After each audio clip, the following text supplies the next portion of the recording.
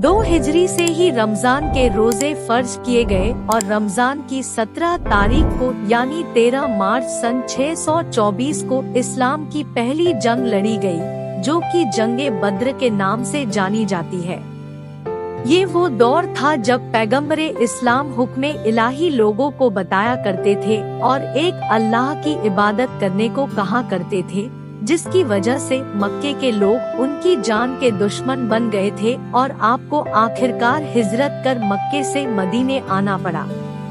इस दौरान आपके साथ आपके चंद जानिसार साथी थे और ये सभी इबादतें इलाही किया करते, नमाज पढ़ा करते थे और रोजे फर्ज होने के बाद रोजे रखा करते थे और हर काम अल्लाह की रजा से किया करते थे।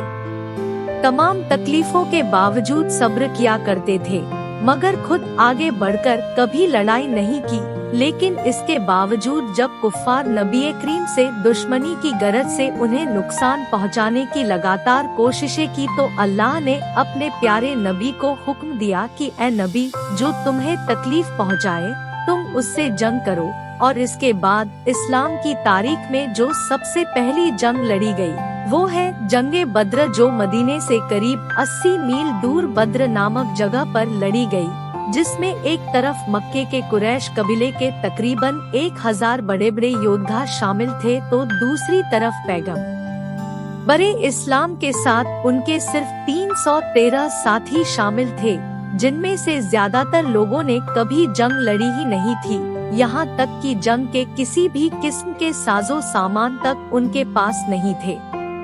अभी जंग शुरू भी नहीं हुई थी कि उसके एक दिन पहले ही अल्लाह के नबी सल्लल्लाहु अलैहि वसल्लम उस जगह पर सहाबा के साथ आए और एक डंडा लेकर लकीर खींच गोल दायरा बनाया। किसी की समझ में कुछ नहीं आया तो सहाबा ने वजह जाननी चाहिए, तब अल्लाह के रसूल ने फरमाया कि इस जगह पर अबू जहल मारा जाएगा। कुछ दूरी पर दूसरा दायरा खींचा और फरमाया कि उमैया यहाँ मारा जाएगा। तीसरा दायरा खींचकर फरमाया सैबा यहाँ मारा जाएगा। चौथी लकीर खींचकर फरमाया कुतबा यहाँ मारा जाएगा। किसी भी जंग में अमूमन होता तो ये है कि पहले जंग होती है और लोग मारे बाद में जाते हैं, मगर कुर्बान जाइए आका के हालते गैब के इल्म पर, जिसने जंग बाद में हुई और मरने वालों की खबर पहले दे दी गई। अबू जहल वो बदबख्त था जिसने अल्लाह के रसूल को बहुत बुरा भला कहा था, उन्हें बहुत तकलीफ पहुंचाई थी। इस बदबख्त को जब अल्लाह के रसूल और उनके जानिसारों की खबर मिल गई तो उसने सोचा कि उनकी तादाद ही कितनी है, मुट्ठी भर, इसलिए अच्छा मौका है सबको हलाक करने का, ताकि माला कोई मोहम्मद सल्लल्लाहु के खुदा को मानने वाला ही नहीं रहेगा तो इस्लाम वैसे ही खत्म हो जाएगा। जब जंग शुरू हुई तो दुश्मनों की तादाद कई गुना अधिक थी, जिसमें कुरैश कबीलों वालों में मौजूद बहुत से लोग किसी न किसी के करीबी रिश्तेदार भी थे। यहाँ तक कि कोई किसी का बाप तो कोई चचा मामू भी था। तब अल्लाह के रसूल ने अपने रब से दुआ की कि ए मेरे रब, अगर इस जंग में हम नाकाम रहे तो फिर तेरी इबादत करने वाला कोई ना रहेगा।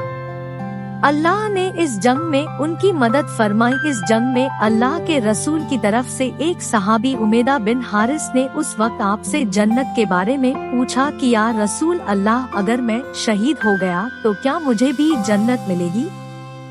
आपने उससे कहा, हाँ बेशक तुम जन्नती हो। और इस बहादुर सहाबा ने बहादुरी से लड़ते हुए शहादत पाई। अचानक ही जंग के दौरान महाज और मौवीस नाम के 2 बंधु आए, एक 10 और दूसरा 12 साल का था। दोनों बधाओं ने हजरते अब्दुर्रहमान बिन औफ से अबू जहल के बारे में जानकारी ली। उन्होंने उन बधाओं से पूछा, तुम क्यों पूछ रहे हो? तुम्हें जंग से दूर रहना है। मगर उन बधाओं ने कहा, वो गुस्ताख हमारे आका ए करीम सल्लल्लाहु को गाली देता था, हम उसे मारेंगे। कहते हुए दोनों हाथ में छोटी तलवारें लिए वे दुश्मनों के लश्कर में घुसते चले गए। वे अबू जहल तक पहुँचे और ऐसा मारा कि वह जमीन पर गिरकर तड़पने लगा। अबू जहल को भी ये खबर लग चुकी थी कि मोहम्मद सल्लल्लाहु ने उसके शहीद होने की जगह के बारे में तक बतलाया है। तब वह अपने साथियों से पूछने लगा कि क्या यह वही जगह है जहां लकीर खींची गई थी। उसके साथियों ने हाँ कहा तो वह छटपटाते हुए दायरे से बाहर निकलने लगा, लेकिन नहीं निकल पाया। तब साथियों से कहने लगा कि मोहम्मद सल्लल्लाहु की भविष्यवाणी को झूठी साबित करना है, मुझे इस दायरे से बाहर निकालो। साथी उसे उठाने के लिए झुके ही थे कि अबू जेहल ने दम तोड़ दिया। जंगे बद्र में अबू सुफियान के 3 बेटे इस्लाम की मुखालिफत में लड़े। मुआविया, हंजला व अम्र। हंजा हजरत अली करामल्लाहु ताला अन्हु के हाथों कत्ल हुआ। अम्र कैदी बना और मुआविया मैदान से भाग गया था। इस जंग में 70 कुफ्फार शहीद हुए और इतने ही घायल हुए। कुछ को बंदी बनाया गया तो कुछ जान बचाकर भाग गए।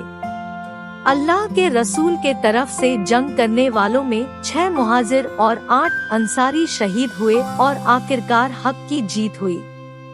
लड़ाई खत्म होने के बाद अल्लाह के रसूल को बेचैन देखकर एक सहाबा ने पूछा, ए अल्लाह के रसूल, आप परेशान क्यों हैं?